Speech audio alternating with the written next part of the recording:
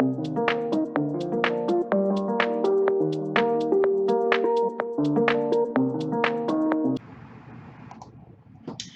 friends, we are going to do, this is actually my take two. You can see what we're going to end up with is something like this.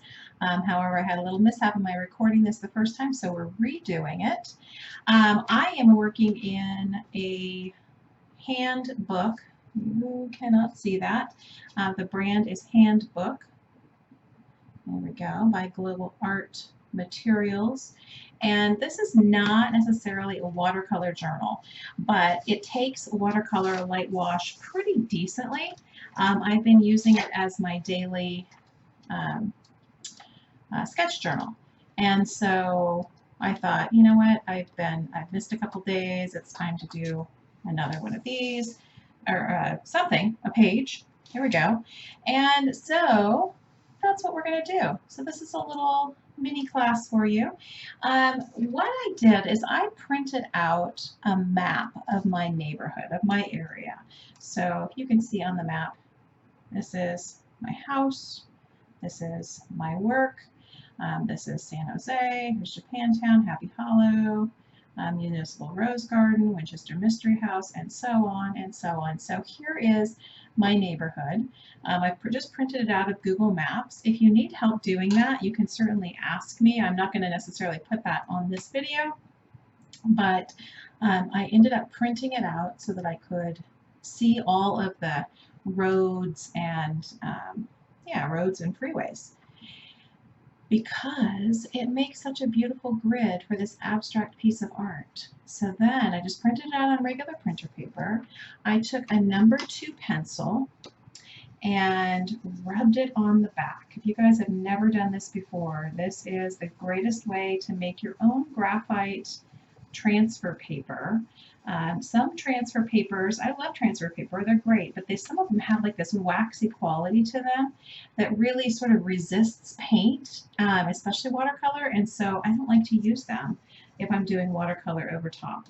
So this is what I did. I just put a nice layer of graphite on the back side, number 2 pencil, and then I flipped it over on my journal page and I taped it in place, just like this. I'm going to go ahead and do this here because I'm going to do this a second time. I'm going to take another color pen and put my glasses on so I can see this. And I'm going to trace over, I'm just going to start on one side and I'm going to trace over these lines. We're starting in the 680 freeway.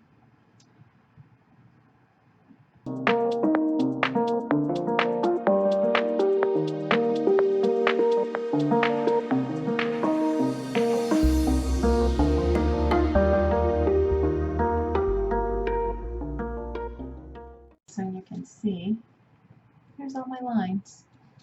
So I'm going to spend some time painting this in before I go on, because this has some smudge on it from the graphite on the back. So I'm taking a kneaded eraser and I'm just going to rub it over the surface. And this just gets up any of that extra graphite muck. It sort of cleans it up.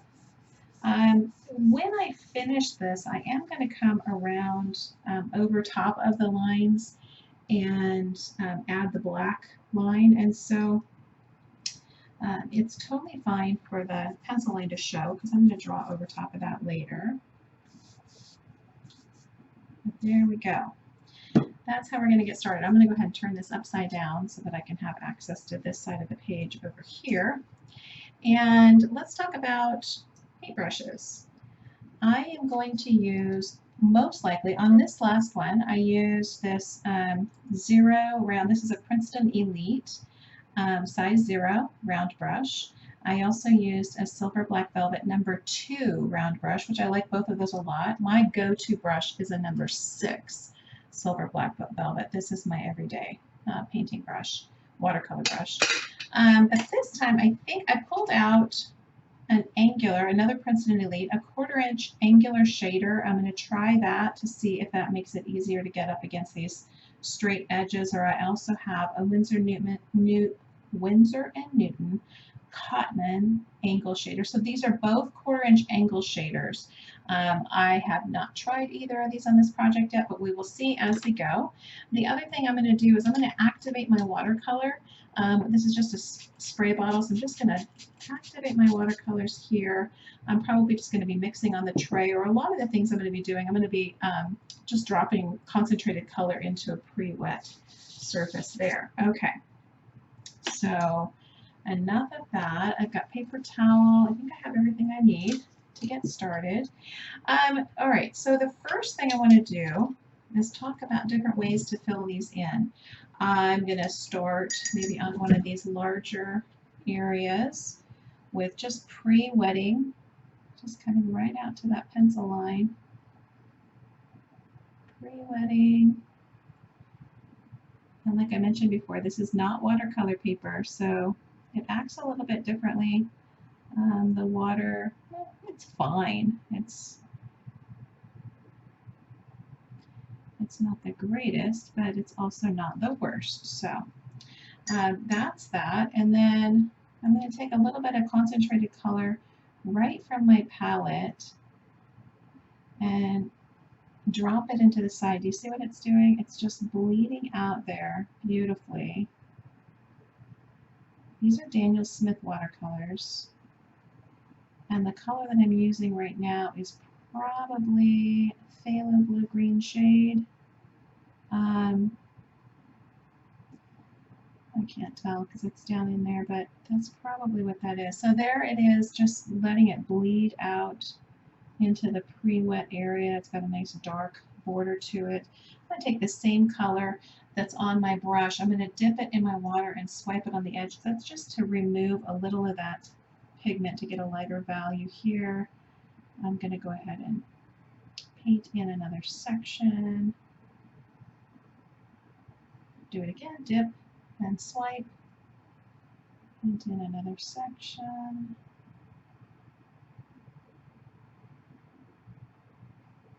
Dip and swipe.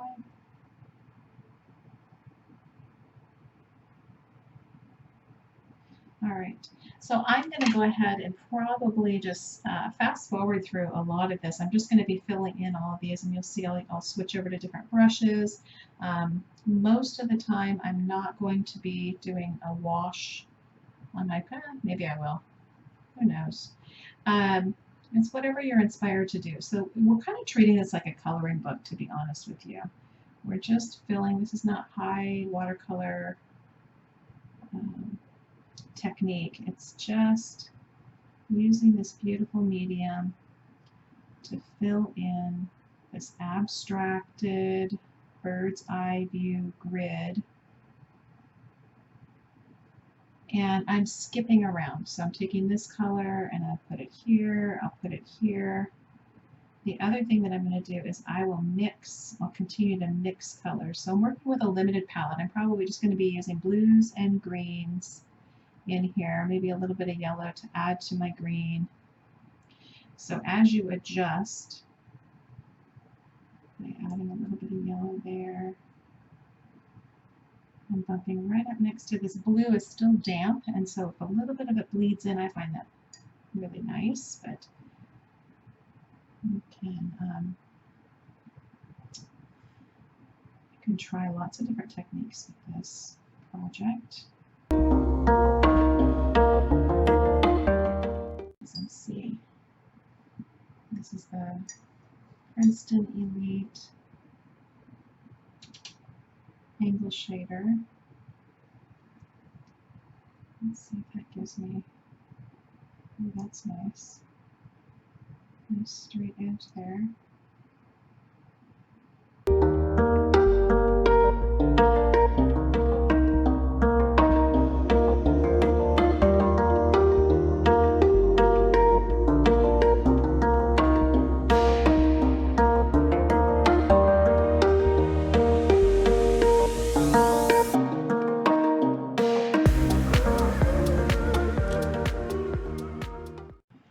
That is the first part.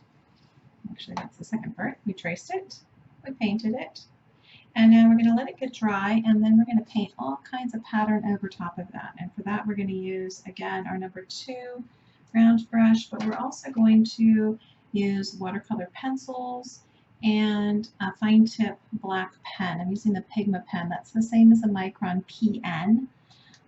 So get some watercolor pencils, maybe just regular colored pencils, watercolor markers, whatever you want to find, whatever you have a lot of control over for painting in pattern on the inside.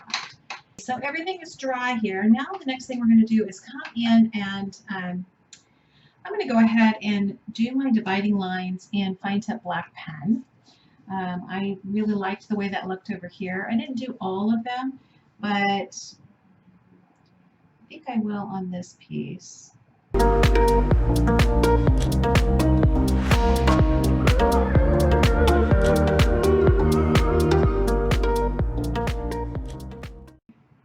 So now what I'm going to do is, I'll probably come back to the black pen in a bit, but I'm going to start adding some designs into the different pieces. And you can do that with the watercolor, so with a brush. Just like we were working before, this time we're going to work with a really concentrated watercolor. So I'm working straight out of the pan, a little off camera over here, but it's the same pan I was working with before. And I really want a fine tip brush to do this work. So this is just super concentrated watercolor. A wet brush. I'm using my number 0 Princeton E8.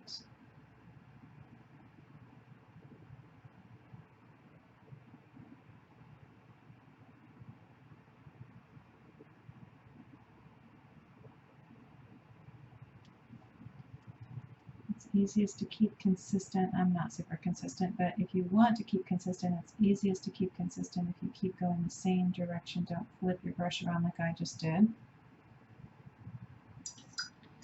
So there's one thing you can do. The other thing you can do is you can take a watercolor pencil, and I'm going to start making some designs with my watercolor pencil. Just drawing right over top of the background. And then you can come in with just a wet brush. You don't have to, but I really like the way that it looks when you do this. Just activating that watercolor pencil.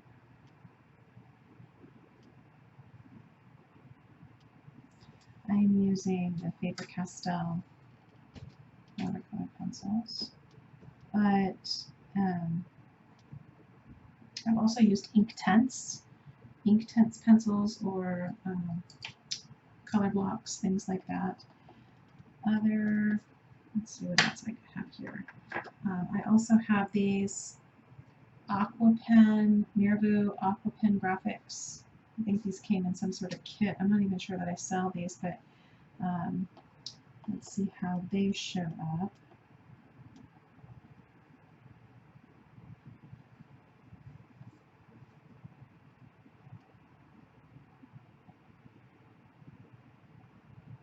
The thing you have to be careful of with watercolor markers is that they're not as light fast as, so if you're going to put this up in, like, mat it and frame it or anything like that, you want to be sure that you know how light fast the markers are going to be.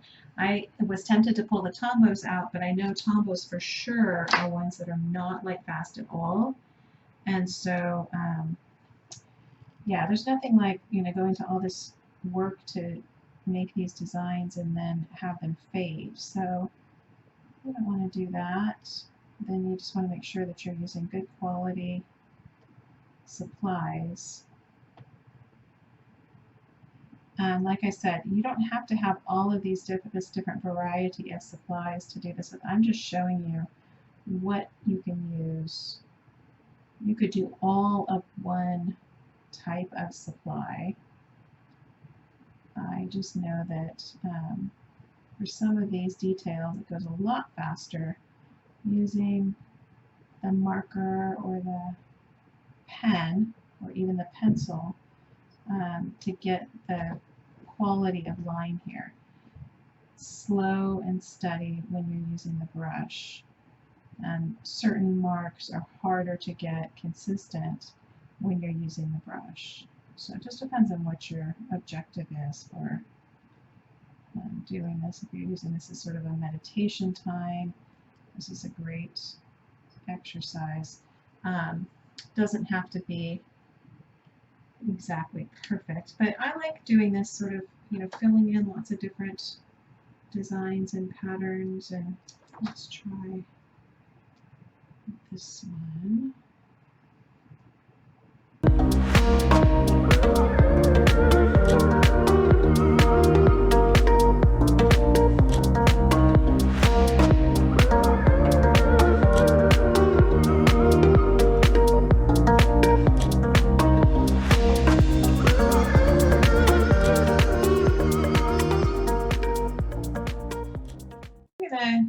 Finish this up. You can obviously keep going and adding more color, more design. I'll do a good screenshot of both of these. You can also come back and add second layers of color. So perhaps like where I've got these dots, I might come around and outline. I might come in with a white jelly roll. It just depends on how much you want to add to this as to what you're doing. I might come in on some of the darker areas and add with a white jelly roll some lighter areas, some dots. Yeah, but I think that's it. It's kind of a fun, you could just keep adding to this over time. You could come back to it. Think of doing this really large and just having it be sort of an ongoing project. But once you get that grid drawn out, it is, for all intents and purposes, abstract, but it is your home, right? This is your neighborhood, and so it's just a representation of that. And I didn't point this out before, but if you wanted to refer back to the map and say, oh, I want to make sure that I get, what's going on the map signified in here. Maybe you wanted to do, draw where your home is and do something special with the shapes and things like that. You could definitely do that as well. So lots of potential for this project. It's fun. It's simple. Anyone can do it. I really enjoy doing it with watercolor because it's just a fun practice in getting all of the colors and blending and working with a limited palette. And hope you enjoyed the project.